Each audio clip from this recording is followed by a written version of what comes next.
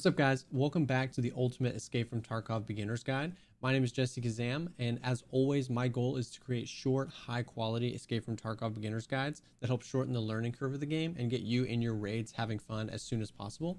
In this video, we're going to be talking about armor, which is another one of those really crucial things to understand, one of the most valuable things to know. It can get a little complicated, but some really basic things are going to help you set the right expectations so that you know what to expect with the armor that you bring into raids and the armor that you find in raid. So let's go ahead and dive right in.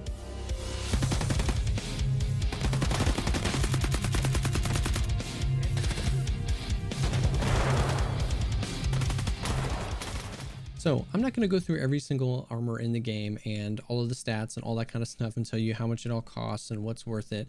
I'd rather just explain the mechanics behind armor, how they work, how they affect armor, and then let you, based on your playstyle, make those decisions for yourself.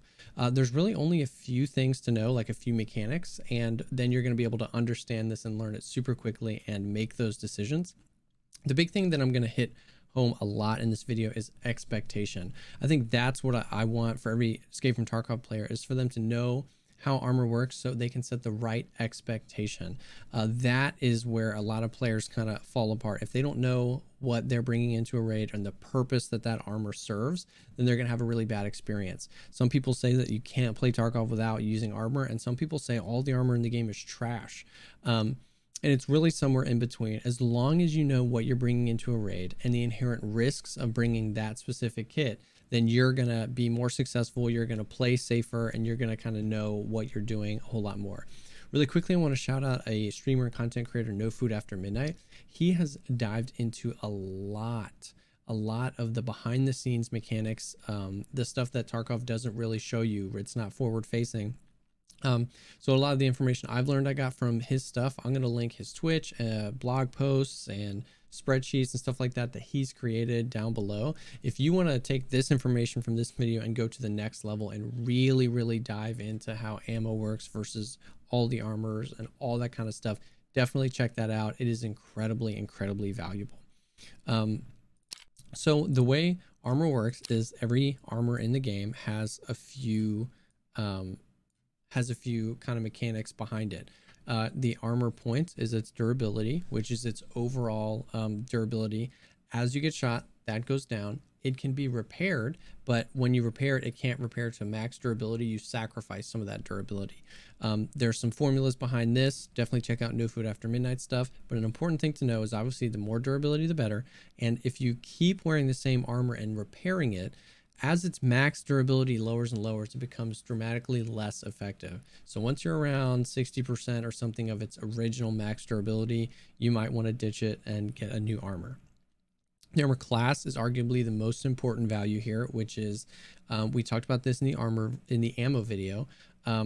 So this armor class is going to tell you what this armor can stop. So the general rule of thumb is you multiply that number by 10, and that's how much penetration value a round needs to get through this armor. So this is a 2, the 6B43 over here is a 6. So this is one of the highest end armors in the game. You need 60 pen or above generally to consistently penetrate this armor.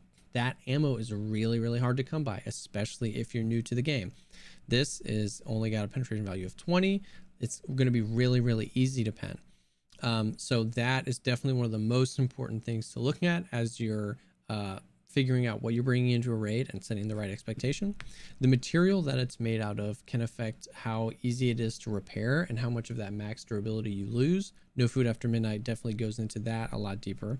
And then they're all going to have some debuffs here around movement speed, ergonomics, and turning speed. Obviously, you can see right here, this only changes my movement speed by 6%, and this I lose 40% of my movement speed. So you're going to want to check that out so you don't get into a raid and like, why can't I walk fast at all? Well, it's because the armor is way heavy. And there's risk and reward with that. And then armor areas. So in some video games, you put on armor, it covers your whole body and it just absorbs a certain amount of damage until it breaks. That is not how it works in Tarkov. The armor will only cover what it says it's going to cover.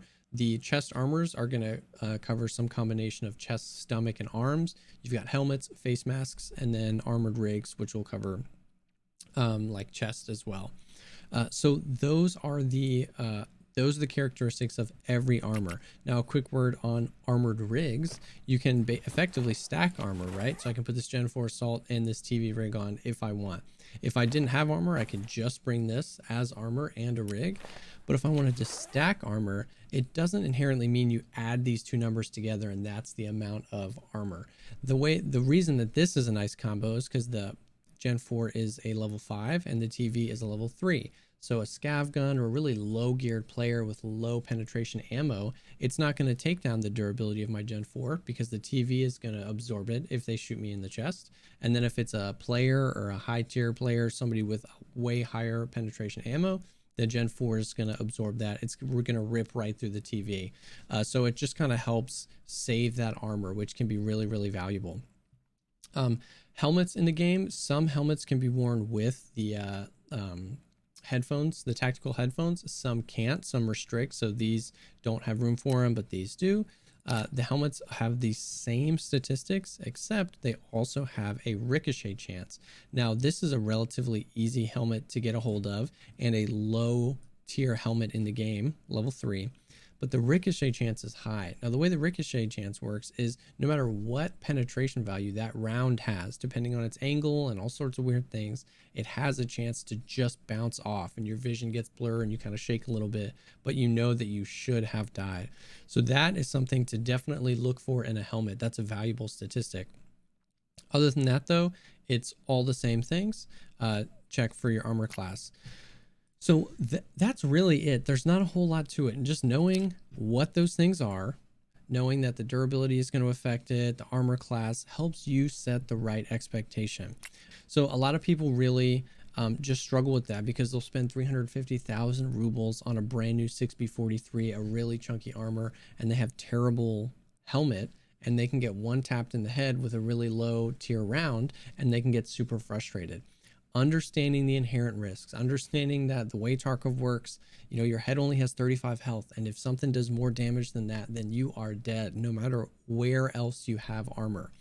Understanding that helps you set the proper expectations. There are some times where it's absolutely worth bringing in this super high stuff, and sometimes when it's not. Face masks in the game apply to the same rules. They have armor classes, and face masks are generally the ones that are easier to come by, lower tier. So a bullet straight to the face. Getting a headshot in Escape from Tarkov is the most punishing thing. So training yourself to do that is really, really good. But in many circumstances, armor can be really helpful. Now, armor, especially in Escape from Tarkov, is no excuse to be bad at the game. You will survive more raids going no armor with really, really good map knowledge, really, really good situational awareness and positioning, and really, really good aim. A combination of those things is obviously going to be the best, but by no means is this a game where you can just throw on the top tier armor and rush into an engagement. There's no armor around the legs, and you can get killed in your legs relatively quickly. So understanding what the purpose of each armor item is, just understanding these mechanics helps you just study them and take a look and say, hey, how valuable is this going to be? This is a really low armor class, but I check the ammo chart and I know it's going to stop shotgun rounds, and that can be super helpful because a lot of scavs have shotgun and I'm tired of getting one tapped by scavs. So I hope this laid a foundation. I really didn't want to go too deep in this video and go crazy with all the shot to kill tables and stuff like that. No Food After Midnight has already done that, and it's amazing. His content is amazing. But if you're new to the game and you don't know how armor works, you can find yourself throwing on armor and running into a raid and completely wasting it because you didn't know what to expect. You didn't know how to play the game wearing that armor. So I hope that this helped. I hope that this gave you the knowledge to set the foundation so that you can choose based on your play style what kind of armor you like to keep, what kind of armor you like to sell, what kind of armor that you like to use, if you like to use it at all. So I hope that this put you in a much better place, and I hope that this ultimately helps you survive more raids and have more fun in this game. Thanks again, guys, so much for checking out this video. I stream Escape from Tarkov 4 days a week, and all my links are down below if you'd love to stop by and say hey. Think about liking the video or subscribing for more content like this, and drop a comment down below if you have any questions about this video or if there's any guides you'd like to see me do in the future. Thanks again. I hope these are helpful, and I'll catch you all in the next one.